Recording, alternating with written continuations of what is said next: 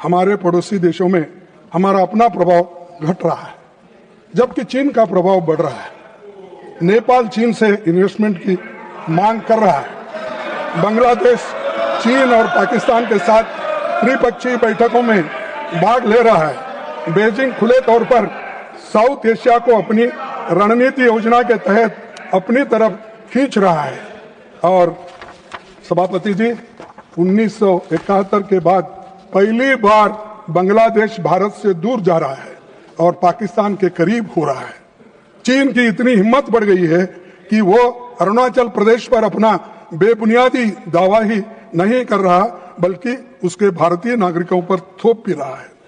अरुणाचल प्रदेश की एक भारतीय महिला को सांघाई हवाई अड्डे पर 18 घंटे तक हिरासत में रखा गया और उसे कहा गया कि उसका पासपोर्ट अमान्य है और चीनी पासपोर्ट के लिए आवेदन करने की सलाह वहां के एयरपोर्ट वाले दिए।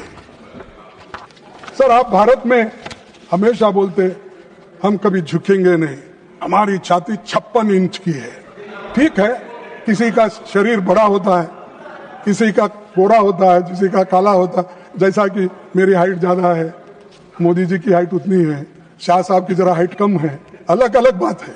लेकिन आपकी 56 इंच छाती तो रहने दो, लेकिन इससे देश को क्या फायदा हुआ तुम्हारे छाती का?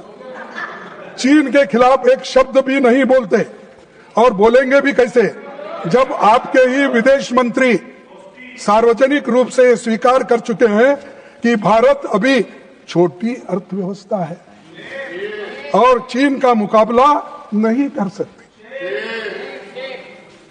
प्रधानमंत्री जी ने खुद 19 जून 2020 को चीन को क्लीन चिट दिया और कहा था ना तो कोई घुसा है ना ही कोई घुस आया है। मैंने कहा उनको मालूम है ये शब्द उन्हीं के हैं, मेरे नहीं। तो ये सब आप ही बोले हैं, तो आप कहां ठहरे हैं किस बात का? और फिर अमेरिका मामले में मोदी फिर एक बार, ट्रंप फिर एक बार, ऐसा कुछ बोलते फिरे, लेकिन पाप बेचारे उनका प्रचार का असर नहीं हुआ, वो हार गए और बड़े मुश्किल के साथ इस बार वो चुन के आए। लेकिन दोस्ती में कमी हो गई है पहले से। अमेरिका के मामले में राष्ट्रपति डोनाल्ड ट्रंप के बार बार दावा किया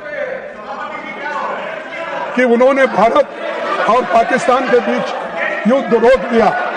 सभापति जी, पिछली बार जब मैंने इस विषय पर चर्चा की थी तब मैंने बताया था कि वो ये बात कितनी बार दोहरा चुके हैं। उन्होंने इसे इतनी बार कहा है कि गिनती करना भी मुश्किल है, उतने बार ट्रंप ने बार बार कहा है।